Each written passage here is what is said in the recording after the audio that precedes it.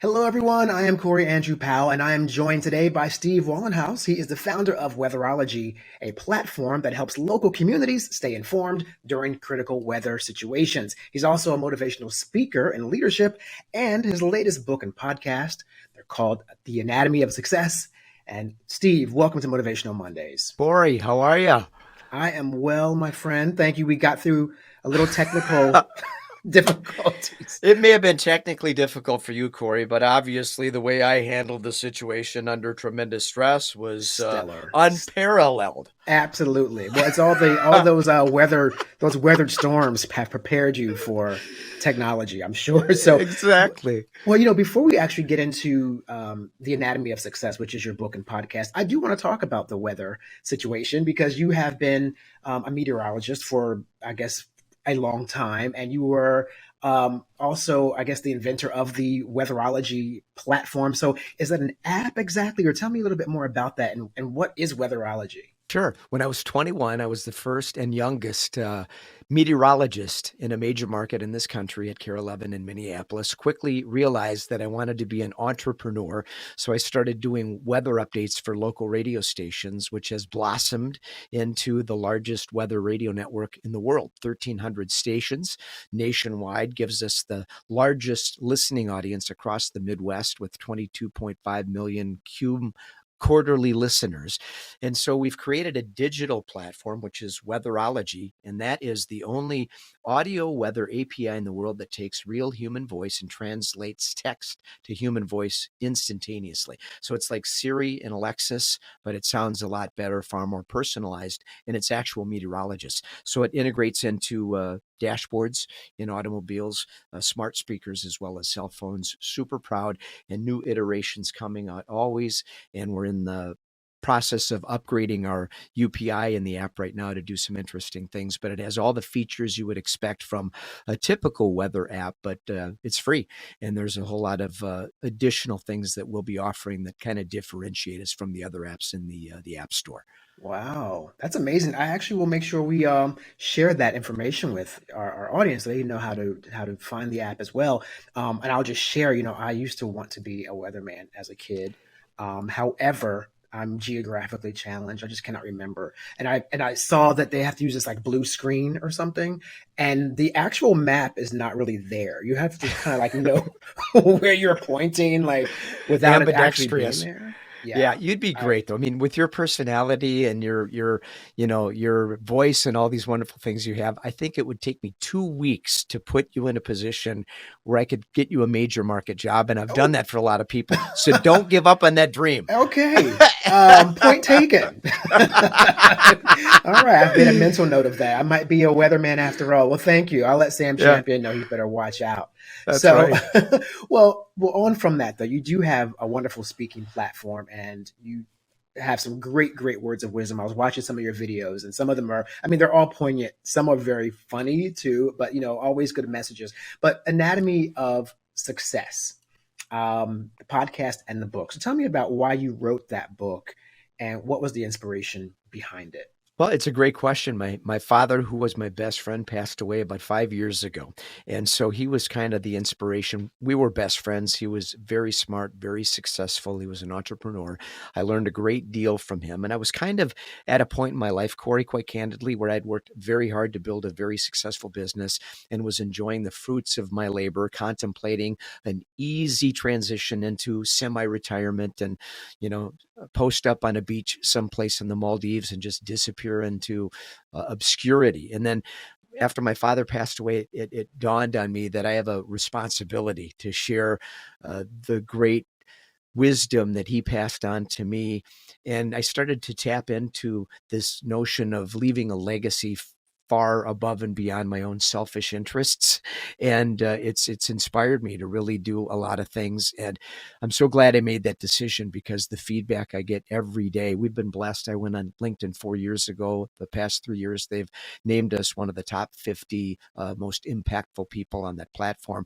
And the message is resonating with people because the book is really predicated on the idea that every one of us should define success individually based on what's important to us and our idea of what constitutes professional, personal success, relational success.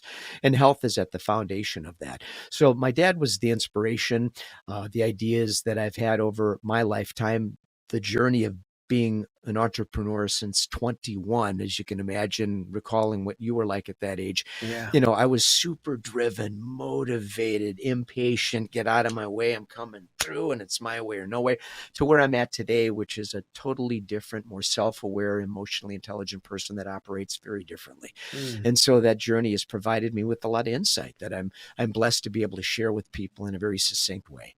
That is wonderful. And I love that you talk about the comparison of who you were versus who you are today, because I relate to that too. You and I were speaking before we started recording about some of my pursuits in media. And, I was a performer. And I remember being 21 when you're at that age, and you got the 21-year-old's body and you got the arrogance to go with it. And you think you know everything. And, and I look back and I'm like, I knew nothing. And I'm so much more on top of my game today at this age, aware, right? I know where I'm going and what I don't want to be involved with. And I think people need to understand that, you have to give yourself time to evolve into yourself. Exactly. And I think, we live in a world that celebrates shortcuts and hacks, and everybody's trying to expedite success in favor of some recipe that's off the shelf that enables us to, assimilate that into our process of becoming a better version of ourselves. And there is no recipe, because all of us are very different. And sadly enough, part of that process entails trial and error and experimentation, and having the courage to put yourself out there and do some things at the expense of maybe embarrassing yourself or stumbling. And I think when you come to terms with that, and for me, fortunately, in my late 20s, I had this epiphany, compliments of my dad, who said, you know what, you need to find somebody who's operationally as gifted as you are when it comes to the sales and the entrepreneurial visionary side of things.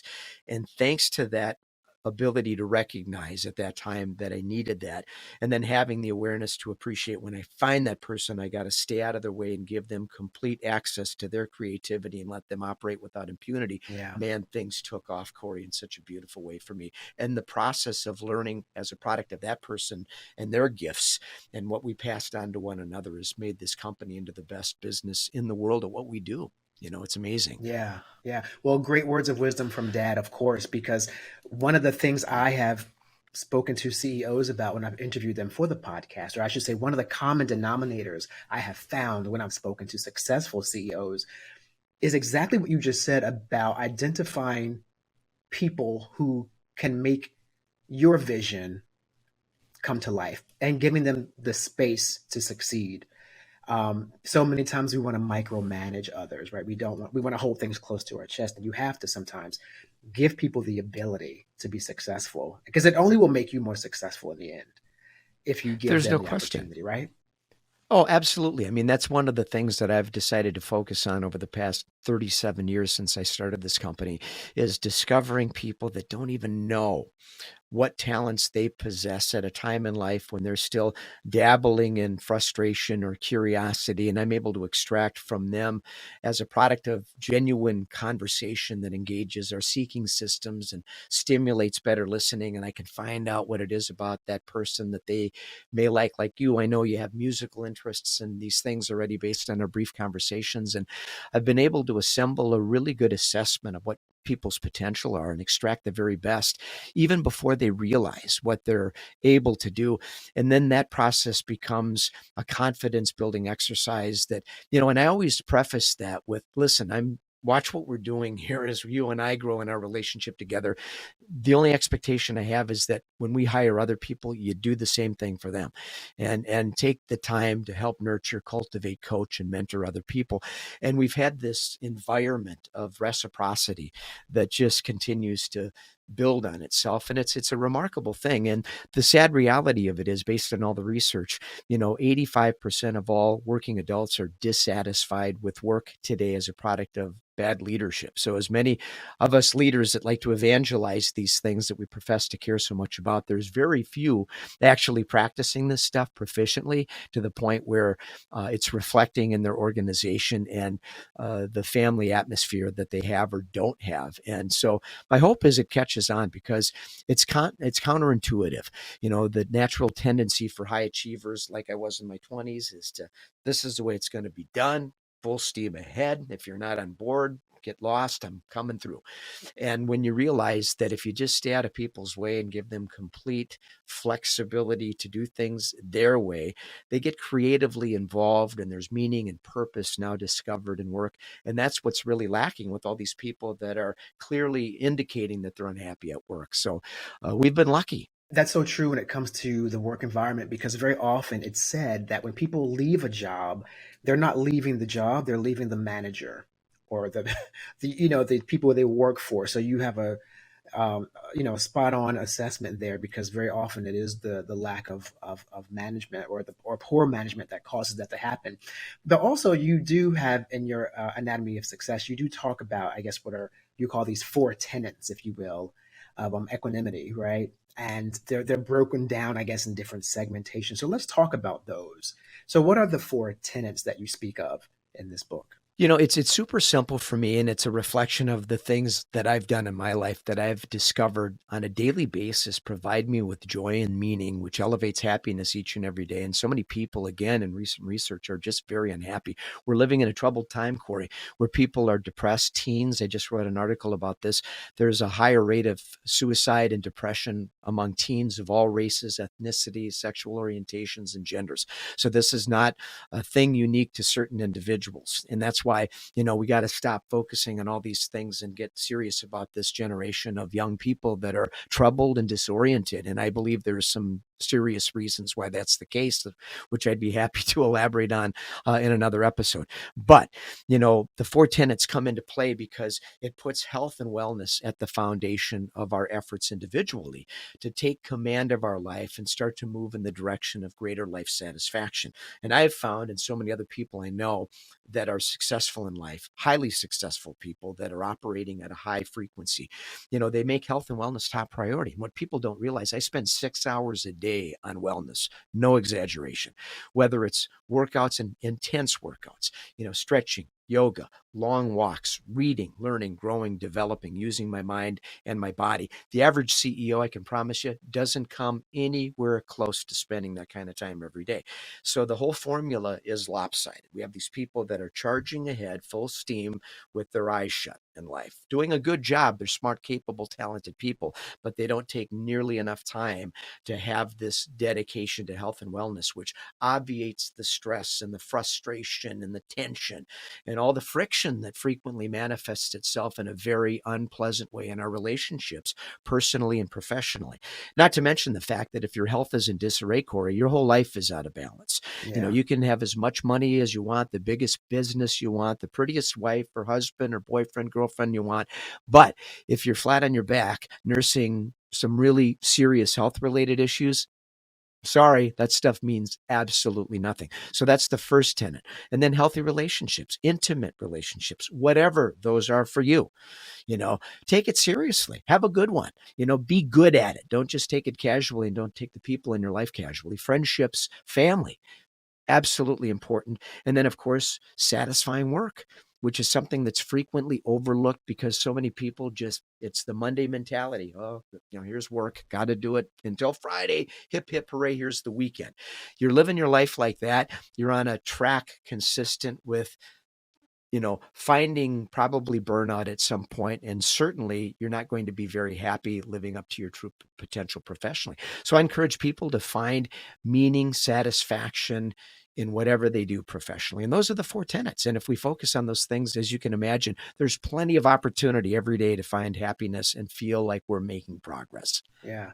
Wow. I mean, it is seemingly so simple, but it's not easy to do for so many people for various reasons. But it's interesting you bring up the career aspect because, for example, I went to college later in life. I was a starving artist in New York City, so I was like, oh, I'll go later, I'll go later, and I did eventually go at 36, and I made a deal with myself to get my bachelor's degree done in 4 years, and I did that whole thing and made it happen, which was an amazing accomplishment. Hmm. And then I was able to go into a career that at that age, I could be really targeted and focused on what I want to do.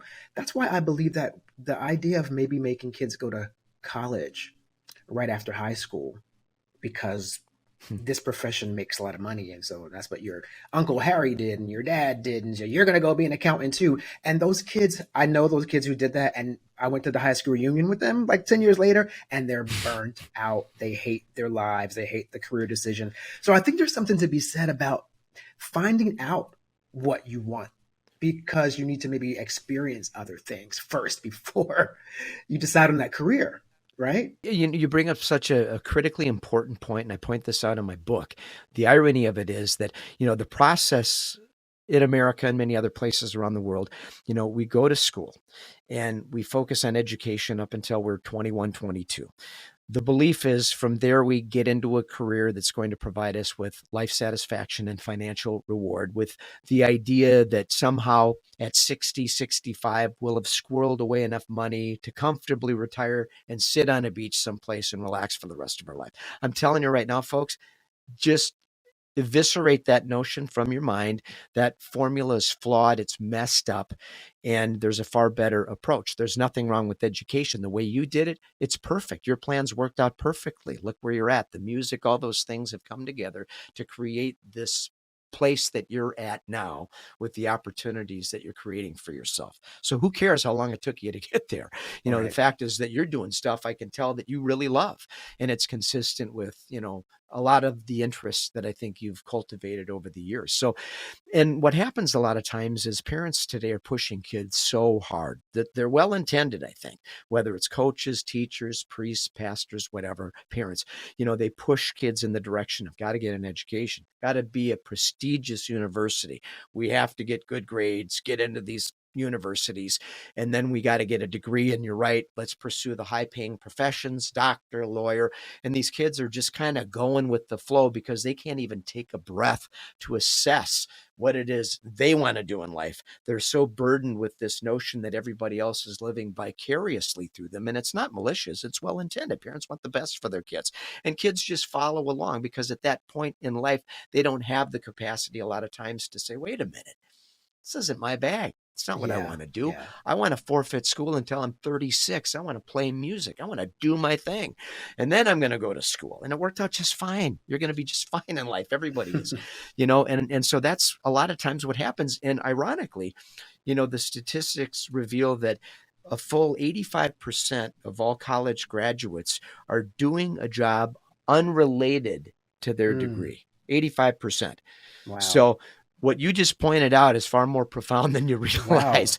It's an Yeah. epidemic, you know? Yeah, and it's so funny because one of my earliest memories as a child, and I mean, I'm talking like 7 or 8. For some reason in my family, I had a lot of people who worked in like funereal services, like literally like undertakers, like my uncle Paul, and he provided a great life for his family, but he was an undertaker, right? That was his job. So I was like in third grade, maybe second grade, when the teacher asks, like, goes around the room and is like, "What do you want to do?" to like 10-year-olds, and I was like, "I want to be an undertaker," and she was like, "I'm sorry, what?" Like she thought there was something wrong with me, but I was already being indoctrinated to like, you're gonna do this because there's money in that. I'm like, that's like. Pulling out dead body parts all day. Like I don't, but I was already groomed with that mindset of, you're going to go to high school, go to college, and you're going to go into funereal sciences. I mean, can you imagine me in funereal? It's like, Well, can you imagine? you'd have been great at it. But the thing is, it's like I said, it's very innocent and it's innocuous. But the problem is, you just go through life, and when you abide by this system we have, which is all about rewards and punishment. We go to school, we get good grades, we follow the rules, we do what we're told. that's the formula. Get through college. And a lot of people go through life with blind obeisance. And in the process, it obviates creativity, curiosity, and all these critically important things that really help us discover what it is about ourselves we're naturally inclined to do. And many of us have those natural curiosities that arise somewhere in childhood. And then we, dismiss those things in favor of the safe path, which is the high paying path or the one that promises the most happiness. And most people end up in their 30s and 40s, 50s, 60s miserable. And they look back on life regretting, because regret is a product of the things we look back on and wish we would have done versus, man, I shouldn't have done as much drinking or smoking. Those are regrets we can get over. It's when you have the epiphany when you're 60, 9 years old and your health is in disarray and you say, should have started that business. Or in your case, you pursued the music thing, which I say that's phenomenal, because now you've removed the need to lament about that and ruminate about that later in your life. You've got a pass now. You can say, I gave it a shot, just didn't work out. Now music can be a hobby for me, just like music's a hobby for me. I realized I'm not cut out for the professional thing. That's really hard work. And the people that do well at that, man, are they talented. And I didn't want it bad enough, Corey. Let's be honest, because whatever we want bad enough in life, we're going to do it. But I didn't want to play in smoky bars. I didn't want to travel all over the country. I Yeah. didn't want dysfunctional bandmates. I didn't want to do all that badly enough. So the people that succeed, they're willing to do that stuff and eat their poop sandwich, as they call it. Well, what I find interesting about dreams and pursuits on that same note is allowing the evolution of the dream, so to speak. So, for example, with the music thing, in my mind, I was like going to become the next Michael Jackson or Prince as far as I was concerned, right? And that didn't work out. Today, I literally am a commercially successful as far as a songwriter goes. I work on projects. I do content for national brands. I'm a Grammy voter. I'm a member of the voting. All these things are looking back. It was because I allowed some flexibility with the dream. Okay, Yes, so I didn't become the yes. next Michael Jackson or Prince, but I still work in the music industry. I still have a wonderful connection to the performing arts. So, allow the dream to morph a little bit. And I think successful CEOs I've spoken to have also said that they had to learn how to adapt in times of change. And that's a biggie, I think. What do you think about that? It is. And I think at the same time, so many people want to move through this process as quickly as possible and get to this idea of success that's so romantically intriguing. We're in love with the idea of being in success, just like we're in love with the idea of being in love, and we don't realize the hard work, effort, long-term commitment necessary. And so at 21, I made the decision that, not everything about business has to be great. I don't have to love every aspect of business. I want to make a lot of money, be successful, and I want to have the freedom and flexibility to live the kind of life that I want to live, that allows me today to spend 6 hours a day doing what I want, taking 9, 10 trips a year strictly for pleasure, not work, phones off, I'm gone for 2 weeks. So that was important to me. So sometimes to build a business that gets you to that place, it's not about, I got to love every aspect of it. I got to be in love with everything. You don't. Figure out what makes sense, what can be profitable, what can be the kind of business that can evolve and grow and have the greatest possibility of success. And I think that's the adaptation feature you're alluding to that a lot of CEOs share and understand you have to. And over the past 2 years, we've seen that poignantly illustrated. Companies and businesses and leaders that have failed to adapt to these unpredictable circumstances we just endured fell flat on their face. And many of us that thrived and flourished during that time understood how important it is to let people work from home. We've been doing that for 25 years. This isn't some mystery. We've had artificial intelligence in place before Amazon and Google did. So a lot of these things, we have to predict and anticipate trends before they transpire and be in a position to be way ahead of the curve. And that's business acumen that you train yourself to be well versed in over time. And so again, you bring up a great point: flexibility, being adaptable, and just not getting married to anything and then feeling the frustration and anger that coincides with the disappointment of that dream not materializing versus, in your case, you've made music successful in some form. like you said, you're still tapped into your passion and love for music. It's just not quite the picture you had in your head when you were in your early 20s. That's phenomenal. That's wonderful words of wisdom from Steve Wohlenhaus, founder of Weatherology and author and podcast host of Anatomy of Success. Steve, thanks so much for your time today, man. It's been a great conversation. I think you're awesome. So I'm already an instant fan. So if that means anything. Well, I appreciate you having me on, Corey, and it's been great meeting you, and I can't wait to stay in touch.